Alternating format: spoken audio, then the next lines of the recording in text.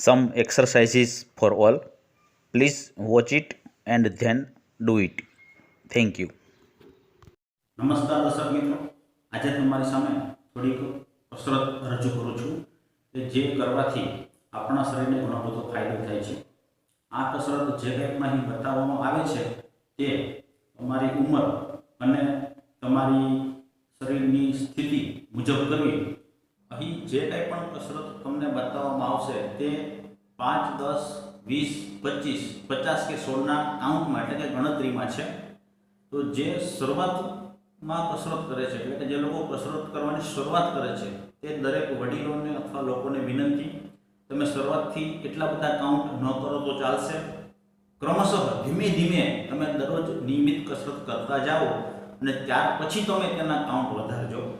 એટલે કે સીધા જ 100 કાઉન્ટ ન કરતા પહેલાં 15, 20, 25 કે 50, 60, 70, 75 કે 100 એમ ચડતા ક્રમમાં ધીમે ધીમે તમે આ કસરતના કાઉન્ટ કરજો, જેથી કરીને તમારા શરીરને પણ અનુકૂળ આવે અને તમને કસરત કરવાની કે યોગ કરવાની કોઈ પણ આડઅસર ન થાય. દરેક દર્શક મિત્રોનો ખૂબ ખૂબ આભાર. આ પ્રમાણે તમે કસરત ઘરે કરશો એવી આશા રાખું છું.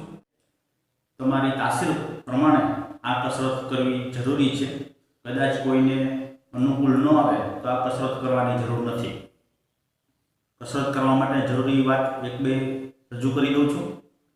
એક કે જમ્યા પછી 5 કે 6 કલાક પછી કસરત થઈ શકે. તમે બપોરે જમીને વામકુક્ષી કરી શકો છો અને બંને ટાઈમ જમીને વજ્રાસનમાં બેસી શકો છો. આ સિવાય કોઈ પણ કસરત કે આસન જમ્યા પછી કરવા યોગ્ય નથી. જમ્યા પછી 5 કે 6 કલાકનો વાળો હોય ત્યાર પછી આ બધા આસન અથવા તો હળવી કસરત કરવી જરૂરી છે. કસરત કરવા માટે શરીરને ખુલતા કપડાં જરૂરી છે અને જમીન ઉપર કોઈ પણ કસરત કે આસન ન કરાય તેના માટે કોઈ પણ એક કપડું કે શેત્રુંજી કે આસન જરૂરી છે. તો ચાલો આપણે હવે થોડીક કસરત શરૂ કરીએ છીએ. આશા રાખું છું કે આ બધી તમને ગમશે અને પસંદ આવશે. જો તમને આ કસરત અનુકૂળ આવે, યોગિક ક્રિયાઓ બધી છે, તો અમારી ચેનલને લાઈક અને સબસ્ક્રાઈબ જરૂર કરશો અને કોમેન્ટમાં જરૂર અમને પ્રતિભાવ આપશો, જેથી કરીને હવે પછીના વિડીયોમાં અમે થોડા ફેરફાર કરી શકીએ. પહેલા ડાબા પગ છે તેને બંને હાથના ઘૂંટણ નીચે રાખી અને વાળવાના છે. એક પગ 25 વખત કરવાનો. પહેલો ડાબો પગ લઈએ. 1, 2, 3, 4, 5, 6, 7, 8, 9, 10, 11, 12, 13, 14, 15, 16, 17, 18, 19, 20, 21, 22, 23, 24, 25. ચાલો હવે જમણા પગનો વારો છે. હવે જમણા પગને એ રીતે કરશું. 1, 2, 3, 4, 5, 6, 7, 8, 9, 10, 11, 12, 13, 14, 15, 16, 17, 18, 19, 20, 21, 22, 23, 24, 25. ચાલો બંને પગની કસરત પૂરી થઈ ગઈ. હવે બંને હાથ પાછળથી ટેકો લઈ લો અને હવે બંને પગ સીધા રાખીને પગના પંજા વારા ફરતી સાયકલની જેમ આગળ પાછળ કરવાના છે. 100 વખત. એક પગ 50 વખત.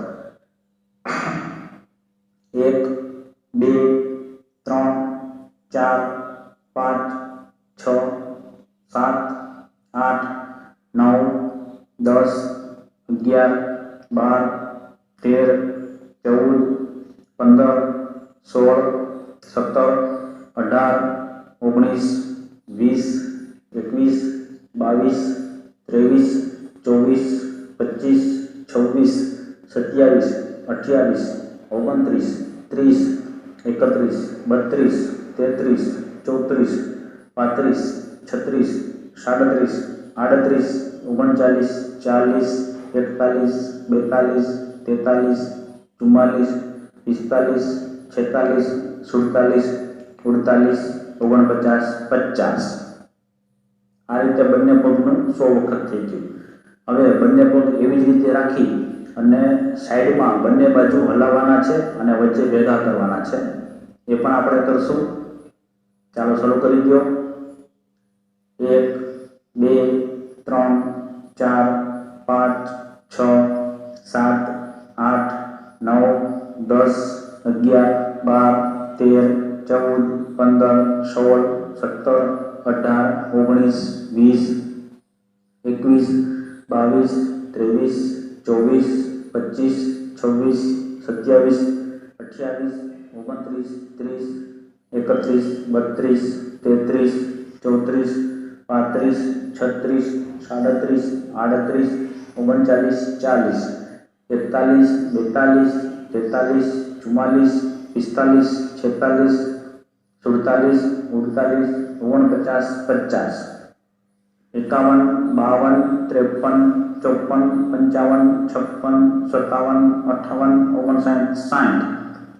58, 60, 61, 62, 63, 64, 65, 66, 67, 68, 70, 71, 73, 74, 75, 76, 77, 78, 80, 81, 82, 83, 84, 85, 86, 87,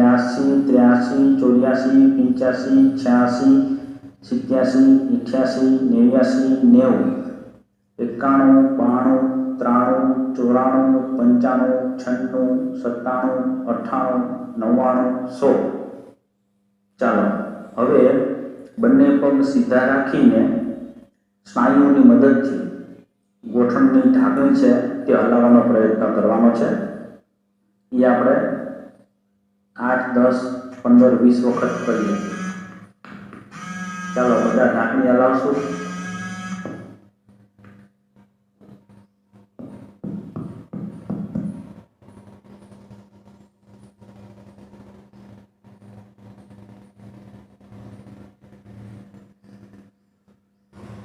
હલાવો ઢાંકણી.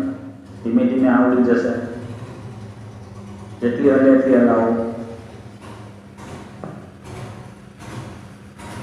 ચાલો ઢાંકણી હલાવી દીધી. હવે બંને પગ એવી રીતે સીધા રાખીને એક હાથની મુઠ્ઠી વાળીને ત્યાર પછી ઢીંચણના અંદરનો ભાગ છે તે બંને બાજુથી દબાવવાનો પ્રયત્ન કરો. એટલે મુઠ્ઠી છે તેને બે ઢીંચણની વચ્ચે દબાવવાની છે અને થોડુંક જોર આપવાનું છે. થાય એટલો પ્રયત્ન કરો. આમ કરવાથી ગોઠણના દુખાવામાં, ઢીંચણના જે કંઈ સ્નાયુઓ છે તેનો દુખાવો તે બધામાં રાહત થશે. જે હાથે ફાવે તે હાથે તમે કરી શકો છો. એક હાથનો પાછળ ટેકો રાખશો. આ રીતે ધીમે ધીમે બંને પગનું જોર આપીને વચ્ચે મુઠ્ઠી રાખીને દબાવો.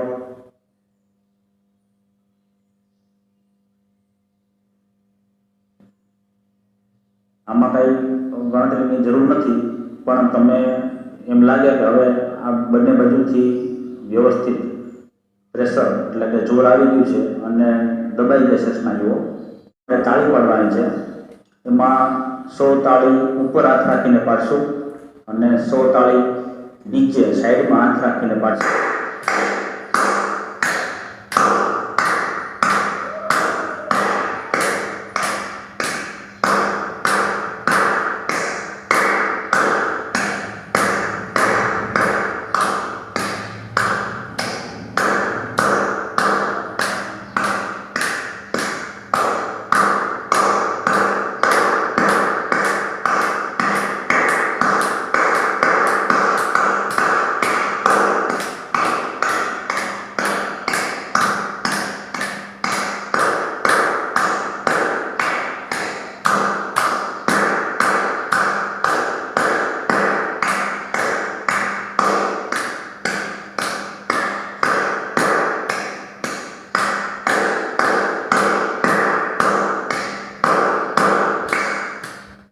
ચાલો 100 તાળી ઉપર થઈ ગઈ છે.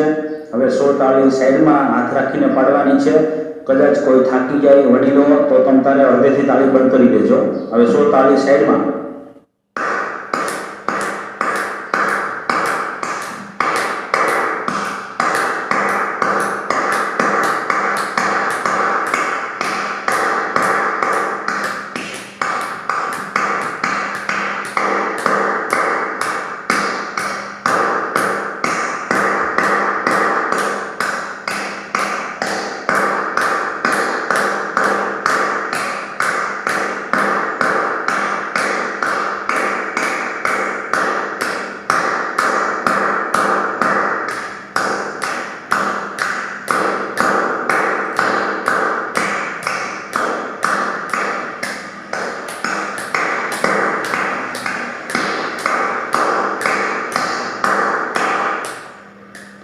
હવે આપણે એક પગ વાળીને બંને પગના પંજામાં આપણે હાથની મદદથી ઢોલક તાળી વગાડશું. એ ઢોલક તાળી આપણે 50 જેટલી વગાડશું. તેમાં આ તાળી જેટલો અવાજ નહીં આવે, થોડોક ઓછો અવાજ આવશે. 50 ઢોલક તાળી.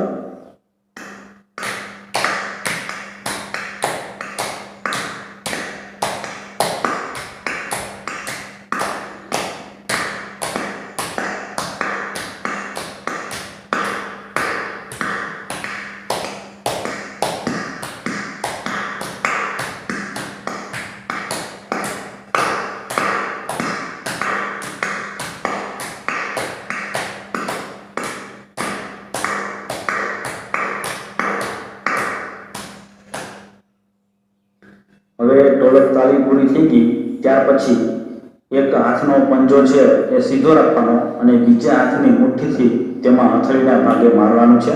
એ આપણે 50 વખત રાખશું.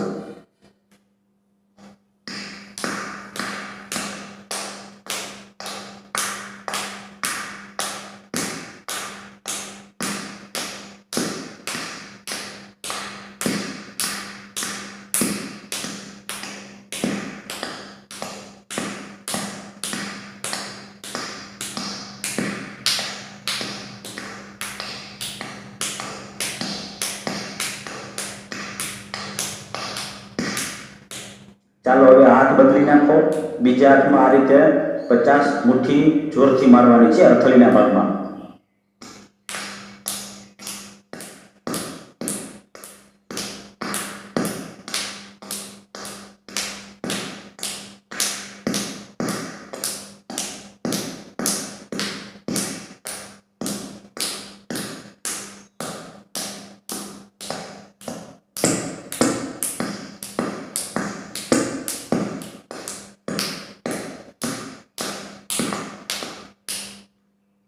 હવે કાંડાના ઉપરના ભાગમાં બીજા હાથની આંગળીથી થપથપાવવાનું છે. એ આપણે 50 વખત કરશું. પહેલા ડાબા હાથ ઉપર જમણા હાથની આંગળીથી મારશું.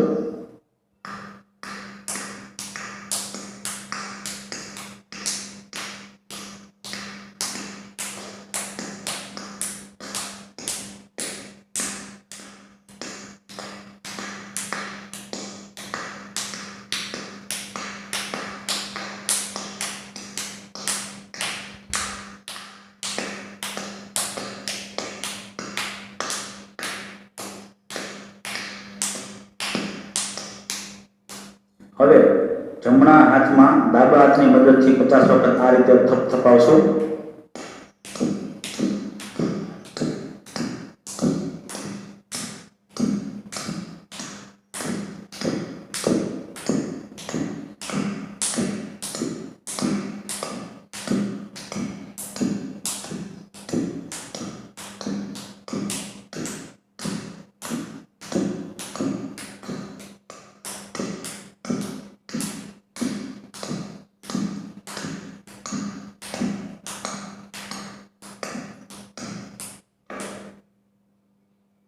હવે હથેળીના બંને વચ્ચેના ભાગ છે, ઉપરના ભાગ હથેળીમાં વચ્ચે, એને આપણે પટકાવશું 50 વખત.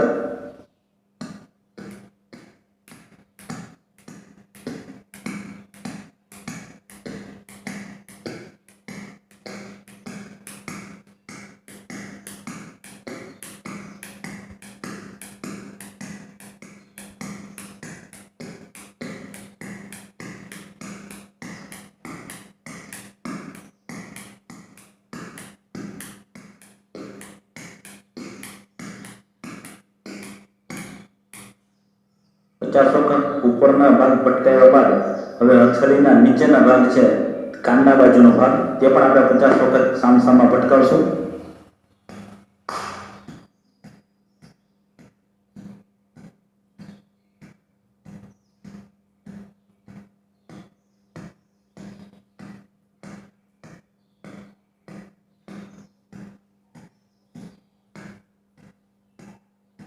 પચાસ વખત.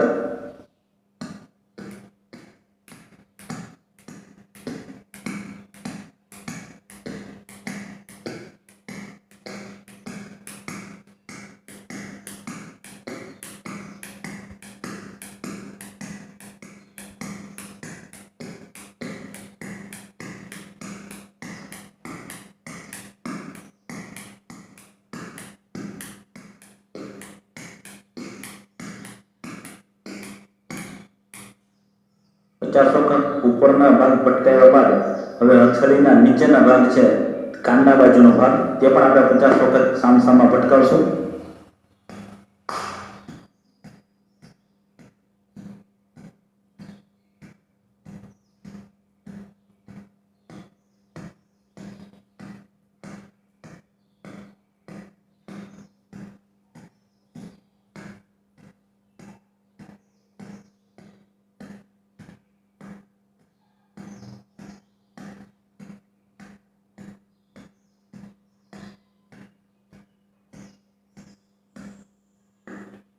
હવે હથેળીના બંને સાઈડના ભાગ એ પણ આપણે બંને હાથથી સામસામા પટકાવશું 50 વખત.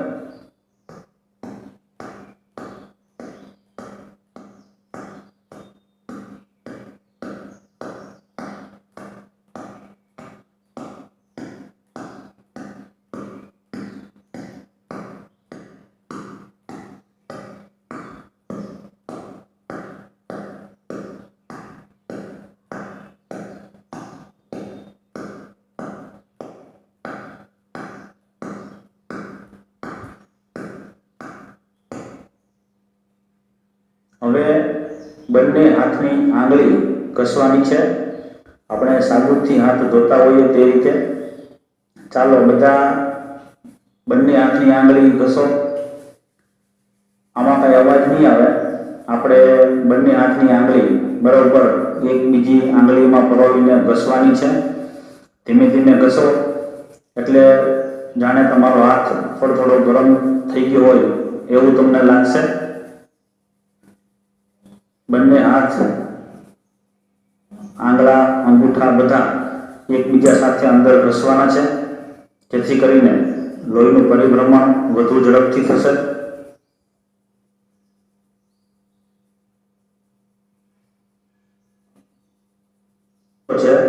એને એક હાથનો અંગૂઠો બીજા હાથના હથેળીની વચ્ચે રાખી અને ધીમે ધીમે આમ ઘસવાનો છે. આમ તમે ઊભો રાખો અને બીજા હાથની મદદથી હથેળીને ધીમે ધીમે ઘસવાની છે.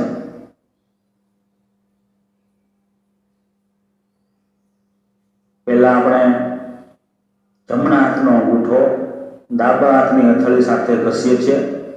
ધીમે ધીમે ઘસવાનો છે. એ અંગૂઠો પણ થોડો ફરવો જોઈએ, હલવો જોઈએ અને હથેળી છે તેને પણ બરોબર ફેરવવાની છે.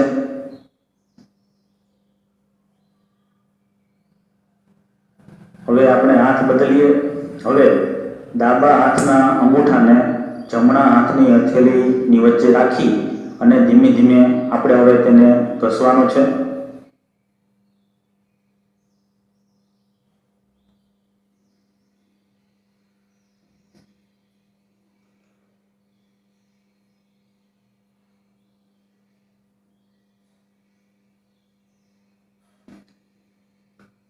સરસ. હવે છેલ્લી આપણી આંગળાની જે કસરત છે, તમારા બંને હાથના આંગળાના જે ટેરવા છે એ ટેરવા બંને બાજુ જમીન ઉપર તમે જ્યાં બેસા છે તેની ઉપર ટેરવા ધીમે ધીમે થપાવવાના છે.